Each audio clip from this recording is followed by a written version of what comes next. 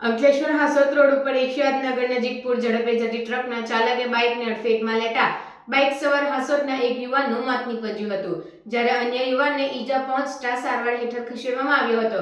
ત્યારે શહેરમાંથી પૂરપાટ ઝડપે પસાર થતા મોટા વાહનો નાના વાહન ચાલકો માટે યમદૂત સમાન બન્યા છે। અંકલેશ્વર હાસોદ રોડ પર અકસ્માતનો વધુ એક બનાવ સામે આવ્યો છે, જેમાં યુવાને જીવ ગુમાવ્યો છે। હાસોદના રામનગરમાં રહેતા 25 વર્ષીય આનંદ મિસ્ત્રી અને તેનો મિત્ર પ્રશાંત મિસ્ત્રી બાઇક પર વહેલી સવારે અંકલેશ્વર જીઆઈડીસીમાં નોકરીએ જઈ રહ્યા હતા। તે દરમિયાન એશિયાદનગર નજીક પૂર ઝડપે જતી ટ્રકના ચાલકે બાઇકને ટક્કર મારતા બંને યુવાનો માર્ગ પર પટકાયા હતા।